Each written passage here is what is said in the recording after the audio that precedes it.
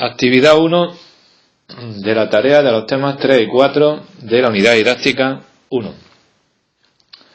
Nos dicen los siguientes datos. El aire contenido en la cubierta de un automóvil se encuentra a una temperatura de 25 grados centígrados. La presión inicial, P1, es 2 atmósferas de presión. La temperatura del aire en el interior del neumático, debido al rozamiento con el asfalto, se ha elevado a 50 grados centígrados, es decir, se ha duplicado la temperatura. Y nos preguntan cuál es la nueva presión que tendremos a raíz de este calentamiento debido al rozamiento. Bien, en este problema, ¿qué es lo que se mantiene constante? Pues la cantidad de aire dentro del neumático permanece constante porque en ningún momento ni entra ni sale neumático del aire. Y además, como no hay ningún dato acerca del volumen del neumático, hemos de suponer que permanece también constante el volumen. Luego, cantidad de aire de gas constante y también el volumen constante. Nos tenemos que plantear si se cumplirá la ley de Gay-Lussac, la ley de Charles, la ley de Boyle o la ley general de los gases y, según la situación que tenemos, aplicar la correspondiente ecuación. Actividad 2. El enunciado dice: un compuesto volátil contiene un 54,50% de carbono, un 9,10% de hidrógeno y el resto de oxígeno. Ese resto de oxígeno será hasta completar el 100%. Luego, aunque no se nos dé directamente, es fácil de determinar. Los porcentajes de la composición centesimal son los datos que nos van a servir para calcular la fórmula empírica de este compuesto químico. Además, se nos dice que una masa de 0,345 gramos de este compuesto en estado de vapor ocupan un volumen de 120 mililitros a una temperatura de 100 grados centígrados y una presión de 1 atmósfera. Pues bien, estos 4 datos nos servirán para determinar la masa molar. Y una vez que conozcamos la masa molar, calcularíamos la fórmula molecular.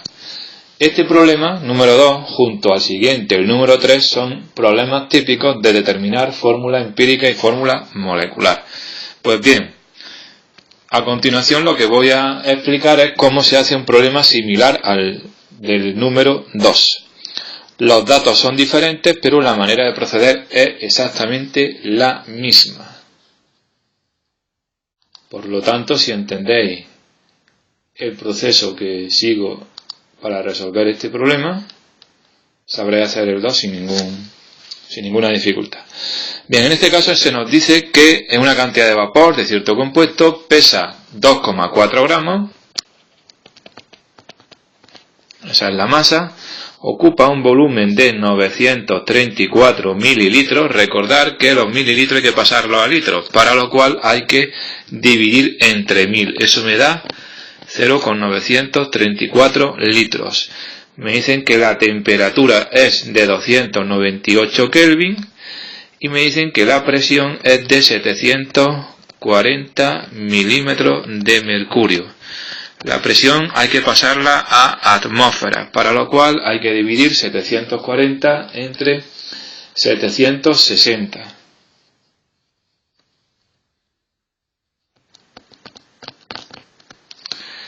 Eso nos da un resultado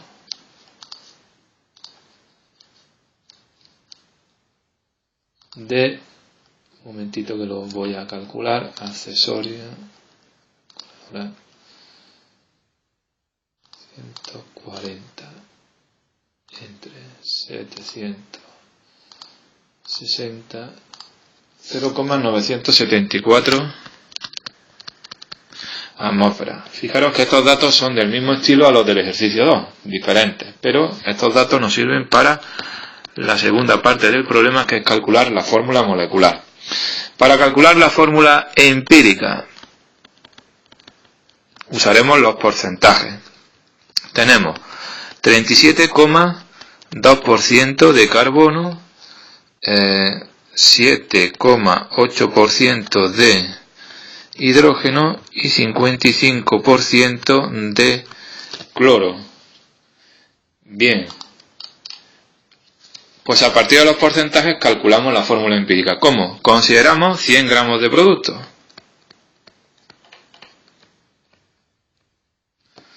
Con lo cual,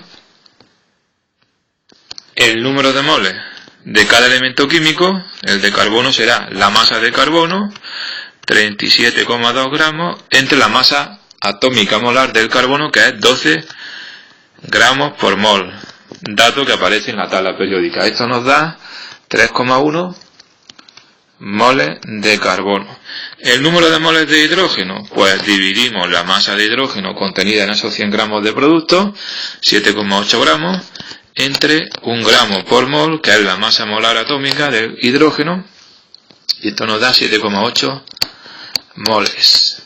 En tercer lugar, el número de moles de cloro será la masa de cloro, que es 55 gramos, entre 35,45 gramos por mol.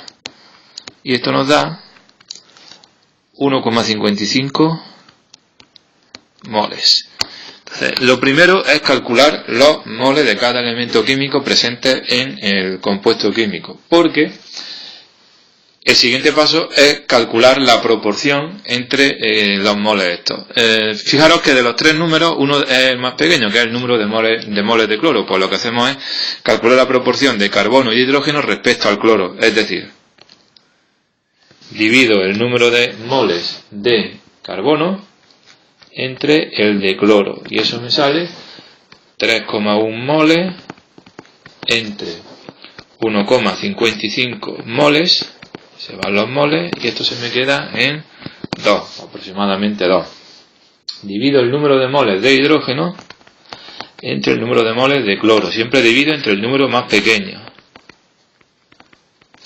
Y el hidrógeno era 7,8.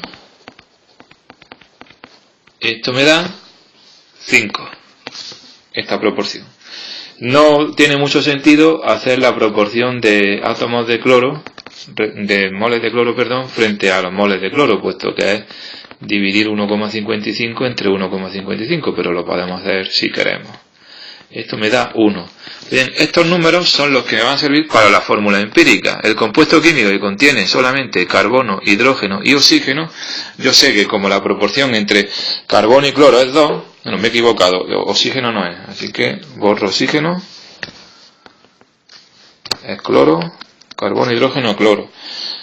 De cloro va de subíndice un 1, que no se pone, de hidrógeno iría un 5 y de carbono 2. Con esto ya tengo la fórmula empírica, que me indica la proporción de átomos de carbono y de hidrógeno respecto al cloro, además de que en el compuesto hay carbono, hidrógeno y cloro. Pero no sé con certeza que en la molécula haya 2, 5 y un átomo respectivamente de cada elemento químico, porque eso nos lo dice la fórmula molecular. Para determinar la fórmula molecular necesito la masa molar, como dije antes. Bien, la fórmula molecular será del estilo C2H5XClX. En cierto modo es como si la fórmula empírica, cada uno de los coeficientes, el 2, el 5 y el 1, se multiplicara por un número X, que es lo que pretendemos determinar. Pues bien, con los datos que me daban antes, que eran la masa, el volumen, la temperatura y la presión, tengo que calcular la masa molar. Fijaros que como se trata de un gas, podremos usar la ecuación de los gases P por V igual a nRT. La presión, el volumen, la constante R y la temperatura T la conocemos. El inconveniente es que el número de moles N no se conoce, pero sabemos que el número de moles es masa entre masa molar. Lo hemos usado antes para calcular los moles de cada elemento químico. Pues si yo introduzco esto en la fórmula anterior, se me queda P por V igual a masa entre masa molar por R y por T. Y de aquí despejo la masa molar, que al estar dividiendo la traigo aquí, mientras que esto de aquí me lo traigo al otro lado de la igualdad dividiendo. Es decir, la masa molar se me queda como MRT entre P por V. La masa, ¿cuánto vale? El volumen, ¿cuánto vale? Vuelvo hacia atrás. Eran 2,4 gramos. 2,4 gramos. he pasado 2,4 gramos, 0,934 litros es el volumen, 0,934 litros, la temperatura está en Kelvin, 298 Kelvin, pues 298 Kelvin, la presión es 0,974 atmósferas, 0,974 atmósferas, y ya es cuestión de sustituir todos estos datos en esta ecuación para determinar la masa molar, que la necesito para calcular la fórmula molecular. Sustituyo en la ecuación anterior los datos de la masa, 2,4 gramos, la constante R 0,082 atmósferas por litro partido Kelvin y mol, multiplico por la temperatura y divido entre el producto de la presión por el volumen. Y eso me da un resultado de 64,5 gramos por mol. ¿Por qué necesito la masa molar? Porque la masa molar será igual a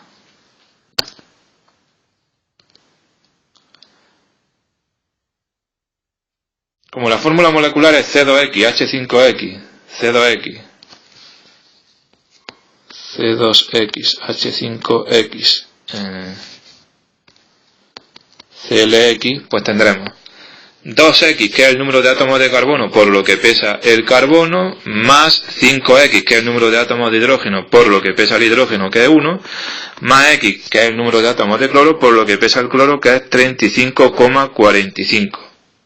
La masa molar la necesitábamos porque ahora completaremos esta ecuación poniendo 64,5 igual a 2x por 12, que es 24x, más 5x por 1, que es 5x, más 35,45x, que viene de x por 35,45. En definitiva, 64,5 será igual a 24 más 5 son 29, 29 más 35,45, eso nos da un resultado de 64,45x. De aquí despejo la x finalmente como 64,5 entre 64,45. Y esto aproximadamente es 1, lo cual significa que la fórmula molecular se nos queda en C2H5Cl. O sea, en este caso coincide con la fórmula empírica. Si X en lugar de 1 nos sale 2, 3, 4, cualquier otro valor, la fórmula molecular es la empírica multiplicada por el valor X que hayamos obtenido. Luego, tener en cuenta que masa, temperatura, presión y volumen nos sirven para determinar la masa molar, que la necesitamos para esta fórmula de aquí, que es simplemente una ecuación de primer grado en X. La fórmula empírica se averigua, recordarlo, calculando el número de moles de cada uno de los elementos químicos presentes en el compuesto. Cada porcentaje entre la masa atómica de cada elemento químico. Después hacemos proporción entre los moles de cada elemento químico respecto al que tiene menos, que recordar en este caso era el cloro. En cada compuesto será el que sea. Estos números nos sirven para colocarlos en la fórmula empírica en los subíndices de cada elemento químico. La fórmula molecular es la fórmula empírica multiplicada cada coeficiente por una letra que en este caso hemos llamado X. Con los datos de masa, volumen, temperatura y presión calcularemos la masa molar a través de esta fórmula que señalo aquí. Siempre que nos den datos de presión, volumen y temperatura se trata de un gas, por eso usaremos esta ecuación P por V igual a nRT, y en lugar del número de moles, masa entre masa molar, lo introducimos en su lugar para, despejando, calcular la masa molar. Pues bien, el ejercicio 2, similar a este que acabamos de ver, se hace de manera equivalente. Lo que cambia son los porcentajes de carbono, de hidrógeno y de oxígeno, no hay cloro en este caso, sino oxígeno, y los datos de masa, volumen, temperatura y presión, que también son diferentes, saldrá una masa molar diferente. No siempre coincidirá la fórmula empírica con la molecular. En este caso, que hemos visto, sí, pero en el ejercicio 2 creo que en la solución salen diferentes, por lo tanto no van a coincidir.